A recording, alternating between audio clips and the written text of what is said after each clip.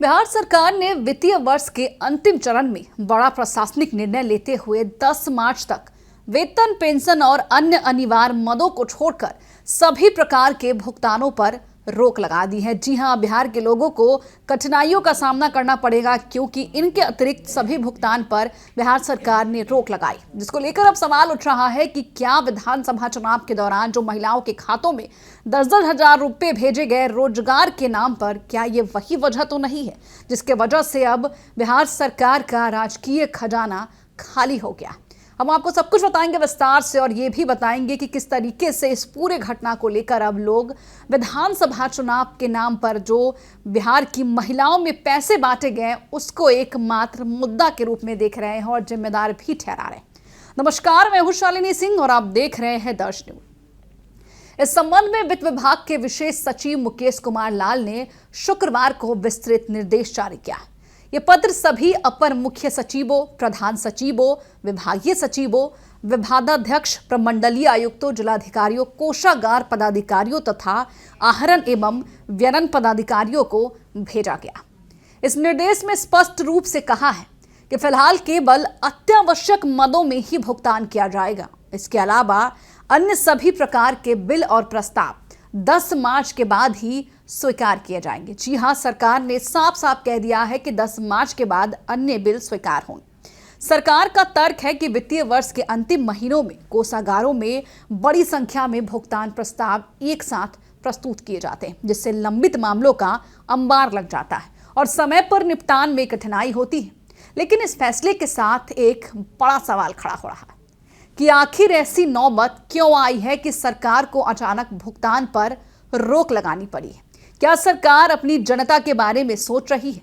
क्या राज्य का खजाना दबाव में है? क्या राजस्व संग्रह उम्मीद से कम रहा है या फिर खर्च का प्रबंधन सही तरीके से नहीं हो सका है? हर साल मार्च के महीने में मार्च लूट जैसी चर्चाएं क्यों तेज हो जाती है? क्या विभाग अंतिम समय में बड़ी संख्या में बिल पास कराने की कोशिश करते हैं? क्या यह बजट के सही उपयोग की संस्कृति को दर्शाता है या फिर वित्तीय अनुशासन की कमी है?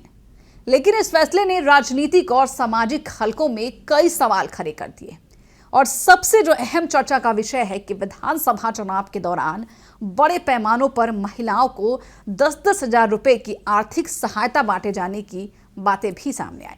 अब सवाल उठ रहा है कि क्या उन घोषणाओं और वितरण का सीधा असर सरकारी खजाने पर पड़ा है, जो कि विपक्ष हमेशा कहता आया है? क्या चुनावी दौर में बिना ठोस वित्तीय योजना के बड़ी रकम वितरित की गई और क्या ये कदम महिला मतदाताओं को साधने की रणनीति का हिस्सा था? और यदि ऐसा था तो क्या अब उसी का नतीजा है कि सरकार को गैर जरूरी भुगतानों पर रोक लगानी पड़ रही? राजनीतिक गलियारों में ये भी आरोप लगाए जा रहे हैं कि महिला वोटरों को प्रभावित करने के लिए विधानसभा चुनाव के दौरान बिहार के राजकीय खजाने से 10-10 हजार रुपए निकालकर हर महिला को बांटेंगे और अब सरकारी कोष पर दबाव बढ़ गया है। हालांकि इन दावों की आधिकारिक पुष्टि अभी नहीं हुई, लेकिन विपक्ष भी इसे बड़ा मुद्दा बना रहा है। सरकार का कहना है इस पूरे मामले को लेकर कि ये कदम वित्तीय प्रबंधन को व्यवस्थित रखने के लिए उठाया गया है। वित्त विभाग ने इस मुद्दे को दोहराया है कि निकासी केवल स्वीकृति, बजट प्रावधान और वित्तीय नियमावली के अनुरूप ही की जानी चाहिए। विभागों को पहले भी वित्तीय अनुशासन का पालन करने के निर्देश दिए गए थे। फिर भी सवाल ये उठता है कि यदि पहले से निर्देश मौजूद थे तो हालात यहां तक कैसे पहुंचे? क्या विभागों ने समय रहते खर्च की योजना नहीं बनाई? क्या विकास योजनाओं का भुगतान अंतिम समय तक टाल दिया गया? क्या राजस्व संग्रह और व्यय के बीच संतुलन बिगड़ गया? इस मामले को लेकर विशेषज्ञों का मानना है कि जब भी सरकार वित्तीय वर्ष के अंत में अचानक रोक या नियंत्रण के आदेश जारी करती है तो ये साफ साफ संकेत होता है कि नकदी प्रबंधन पर दबाव है और ऐसे में आम लोगों के मन में काफी सारे प्रश्न हैं और प्रश्न उठना भी स्वाभाविक है कि क्या बिहार का सरकारी खजाना खाली हो रहा है या ये सिर्फ लोकांकन संतुलन की प्रक्रिया है? सरकार की ओर से फिलहाल इसे नियमित प्रशासनिक कदम बताया जा रहा है, लेकिन विपक्ष और खासकर तेजस्वी यादव के तमाम एमएलसी सुनील कुमार सिंह के साथ साथ भाई वीरेंद्र ने भी साफ कहा था कि अब सरकार का खजाना खाली हो चुका है, उनके पास कुछ नहीं, तो इतनी व्यापक रोक की आवश्यकता क्यों पड़ती? अगर उनके पास कुछ होती तो क्या अब आने वाले दिनों में और सख्ती देखने को मिलेगी?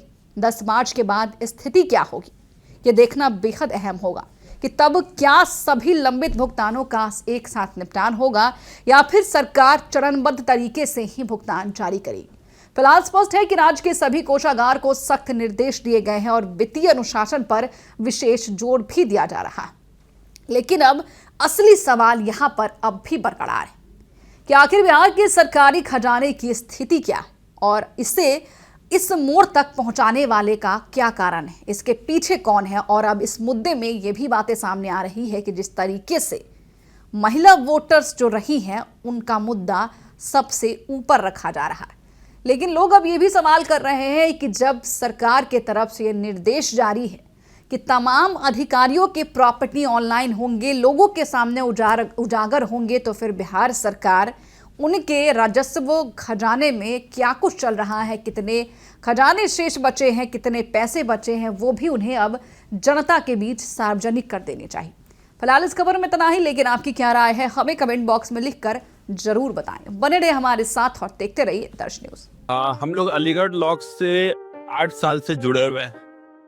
मैं Rajesh Kumar, Sai steel engineering works. मैं अलीगढ़ पाइप एंड ट्यूब से पिछले 5 सालों से जुड़ा हूँ। अलीगढ़ लॉक से 15 साल से जुड़े हुए हैं। पहले शटर लॉक लेते थे, शटर पत्ती लेते थे, अब स्टील पाइप भी लेते हैं। इनका स्टील पाइप बढ़िया है।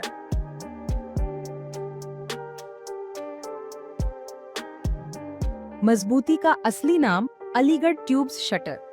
पटना से लेकर पूरे इंडिया तक क्वालिटी स्टील प्रोडक्ट्स जो आपके हर प्रोजेक्ट को दे मजबूती और भरोसा और एकदम टाइम पर डिलीवरी।